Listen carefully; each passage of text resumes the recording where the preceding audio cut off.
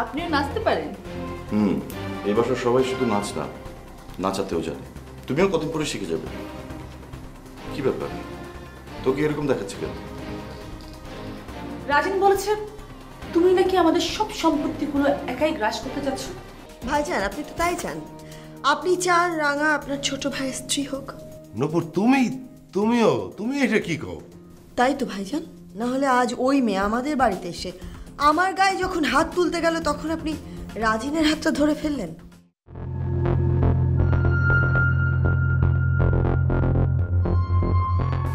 ফুপু, 7 দিন কিন্তু খুব একটা বেশি সময় না, দেখতে না দেখতেই কেটে যাবে।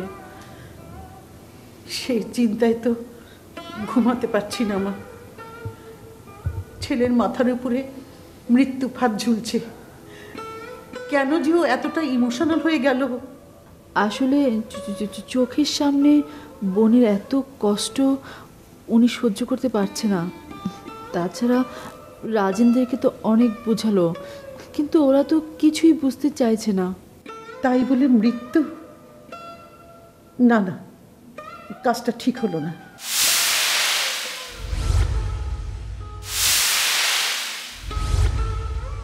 আমার ভীষণ ভয় করছে। বিকন ভাই তো খুব জেদি। 7 দিন পর রাগের বশবর্তী হয়ে না জানি কি কাণ্ড ঘটিয়ে ফেলে। ভাইয়ার যদি কিছু একটা হয়ে যায় তার জন্য মা পুরোপুরি দায়ী থাকবে। কেন ফুপু কেন দায়ী হবে? কেন থাকবে না বলো?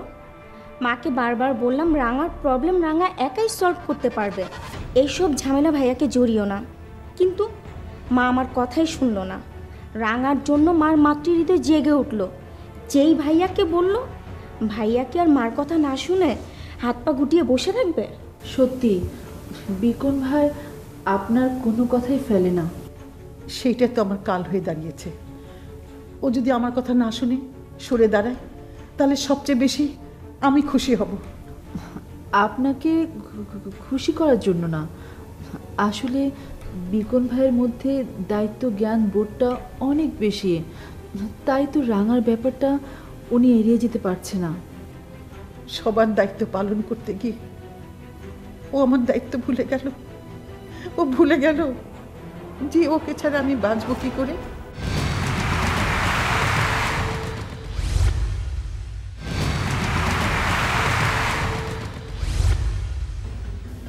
ছি ছি ফুপু, এসব কি বলছেন?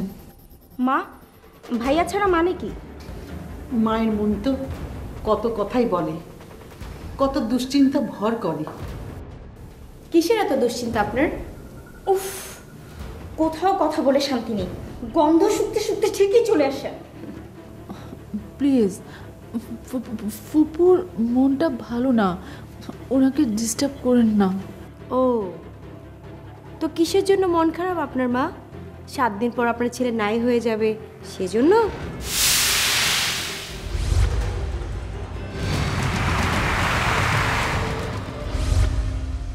পারমিতা, চুপ কর।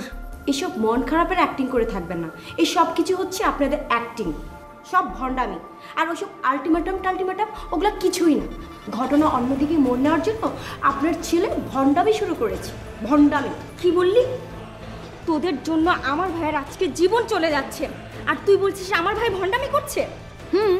তাই তো করছে, সিনেমার ভায়োলেন্স দিয়ে বেড়াচ্ছে। শোন, তোর ভাইকে বল এসব ভণ্ডামি বন্ধ করতে। এসব ভণ্ডামি করে রাঙার সুন্দর সময়টা নষ্ট করছে, আর সেটা আমার কাছে একদম পানির মতো পরিষ্কার। কিসের সময় নষ্ট করছি? যাতে রাঙা অ্যাবর্শন করার সময় না পায়, সমাজের কাছে হেয় হয়। আর আপনি যদি আপনার ভাতিজারে একটা বারের জন্য বলেন যে রাঙাকে তার বউ করে নিতে, সে তো এই বাড়িতে সুরসুর করে এসে তার বউ করে নিয়ে যাবে। সেই সময়টা এখন আর নেই। আমি ওদেরকে কত অনুরোধ করলাম, কিন্তু ওরা আমার কথা কেউ শুনছে না। আপনি কেন বুঝতে পারছেন না? রাজিন ভাই তার আপন মামাতো ভাই বিকনকে খুন করতে চায়, সেখানে কথার কোনো মূল্যই নেই। হয়েছে, তোমাকে আর সাফাই গাইতে হবে না। সব ভণ্ডের দল, যত সব। দেখো, এইসব মেয়েদের জন্য তোমার ছেলে আজকে মরতে বসছে, আর সব কিছুর জন্য তুমিই দায়ী।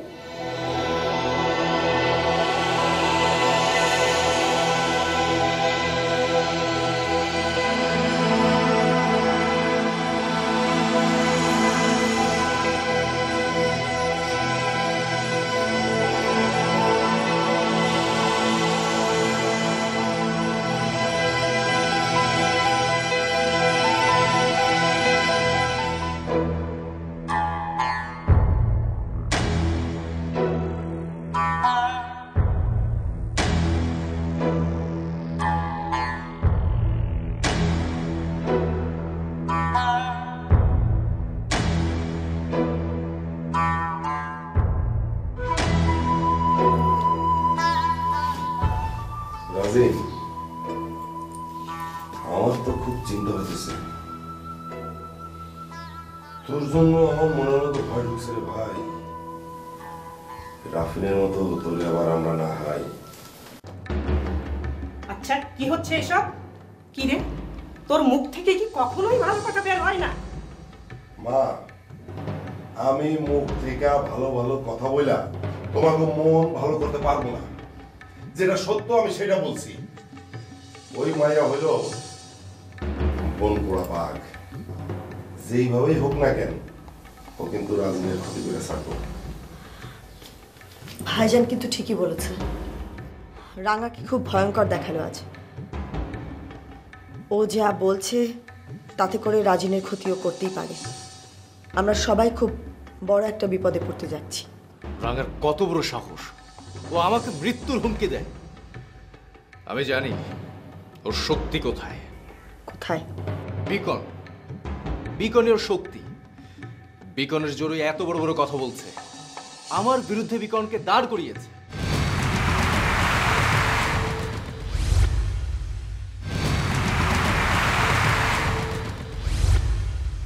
শোন, রাঙা আর বিকন ওরা তো দুজন ভাই বোন। রাঙা বিকনের কাছে গিয়ে অনেক কান্নাকাটি করেছে। বিকন রাঙাকে সান্ত্বনা দেওয়ার জন্য তোকে খুন করার হুমকি দিচ্ছে। যদি বিকনই না থাকে?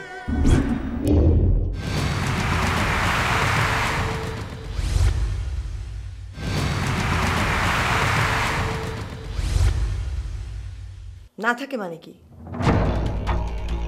আশ্চর্য, তোমাকে আমি বলেছি রাজিন এসব কথা না বলতে। আমি এসব ঝামেলার মধ্যে যেতে চাই না।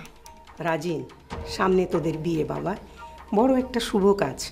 এমন কিছু করিস না যাতে সংসারে অশান্তি সৃষ্টি হয়। ঠিক, এইটা একদম খাঁটি কথা।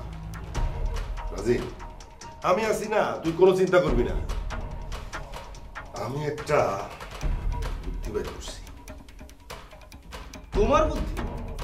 না থাক, তোমার বুদ্ধি শোনার আমার কোনো দরকার নেই। দেখলা তোমা, দেখলা না তোমার ছোট পোলা কিভাবে আমার অপমান করলি। ভাইজান, আপনি ওর কথা শুনেন না তো, আপনি বলেন।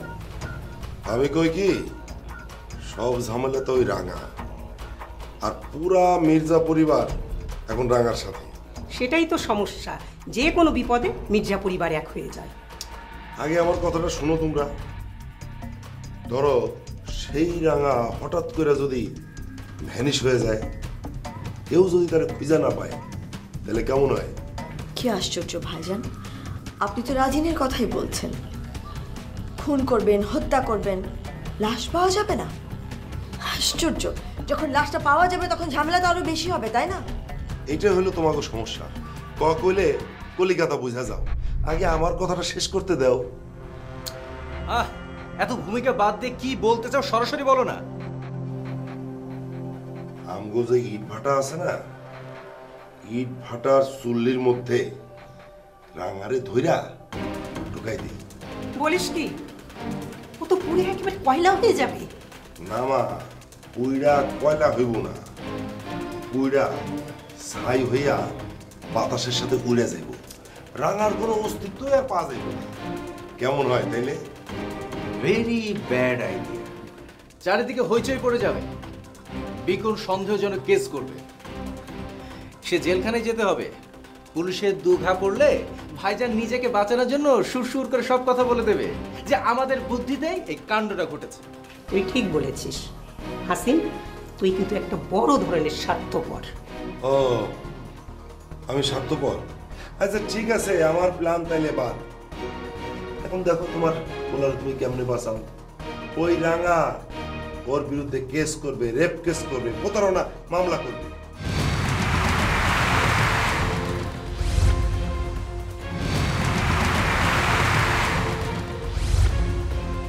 ভাইজান, রাঙা এসব করবে বলেছে আপনাকে?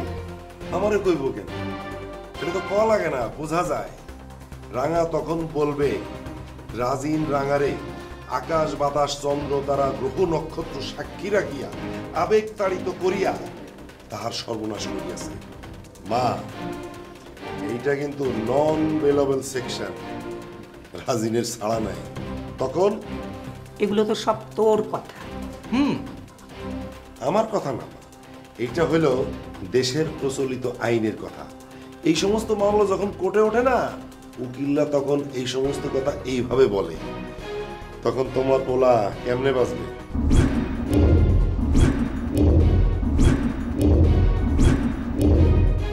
এই ধরনের প্রশ্ন যদি ওঠে তখন তো রাজিন ফাঁসবে আর রাঙাকে নির্দোষ ভাববে সবাই। বড় ভাই, হ্যাঁ, তুমি এক কাজ করো, থানায় একটা লাইন গেট করে রাখো। না না, ভাইজানকে এটা করতে হবে না, এই কাজটা আমি করব। তুমি মায়া মানুষ, থানা পুলিশের ঝামেলা তুমি কেন করবা? আমি তো বললাম ভাইজান আমি করব, তার কারণ আমি পারবো। ও, তার মানে তোমরা আসলে আমার সন্দেহ করো, বিশ্বাস করো না। তাইলে তো এই মিটিংয়ে আমার থেকে কোনো লাভ নাই, আমি যাই। একখান কথা মনে রাখবা, রাজিন কিন্তু আমার ভাই, আমরা কিন্তু একইভাবে রাগ করো না বড় ভাই, কাজটা তোমাদের কাউকে করতে হবে না, যা করার আমি করব।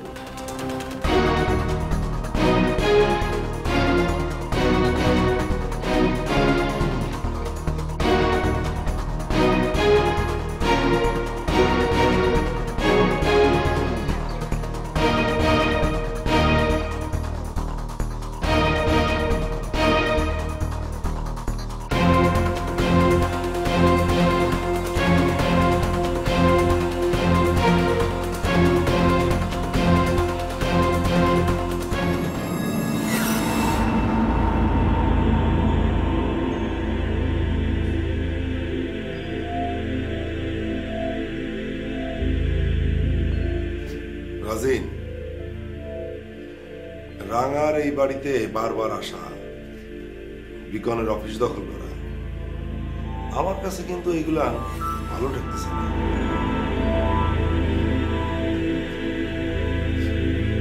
বিকনকে নিয়ে আমরা যা ভাবছি ব্যাপারটা আসলে তা না।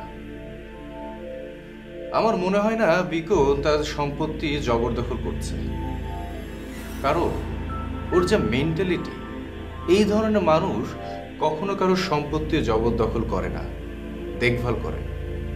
আর ওর বাবার অনুপস্থিতিতে তাই করছে।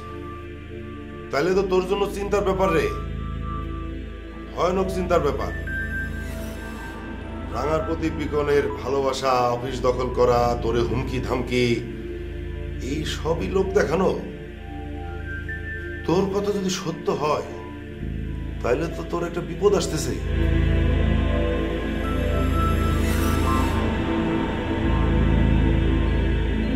আমার সামনে বিপদ, তাতে আমি ভয় পাই না। আগুন নিয়ে খেলছি, তাতে একটু তো হাত পুড়বে। আমি জ্বলন্ত বারুদ, আমাকে নিয়ে খেললে বিকনের সমস্যা হবে। কি করবি?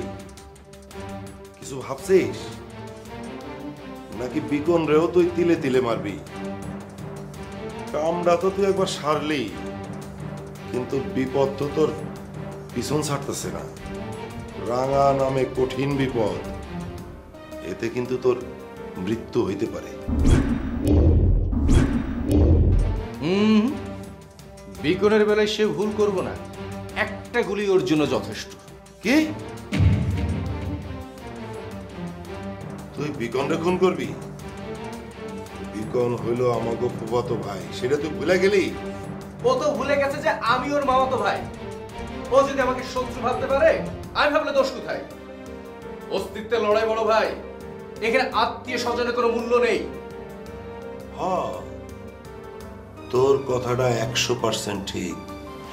এখন তুই যদি বিকনরে খুন না করস, তাহলে তো বিকনই তোরে খুন করতে পারে, তাই না রে? সেরকমই তো মনে হচ্ছে। এবার বড় কোনো ধরনের দুর্ঘটনা ঘটতে পারে। বড় ভাই, তুমি কি এবার আমার পাশে থাকবে না? আরে পাগল, আমি তো সবসময় তোর পাশে আছি রে, কোন দিন ছিলাম না? বরং তুই আমার লগে বিট্রে করছস। বিটরে বলো না বড় ভাই, সেবার পুষ্পী হত্যায় তোমার বড় ধরনের ভুল ছিল, যা আমার পছন্দ হয়নি।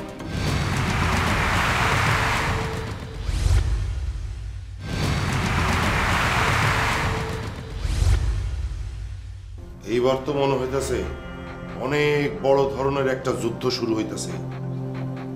এই যুদ্ধে তোর কিন্তু খুব সতর্ক থাকতে হইব।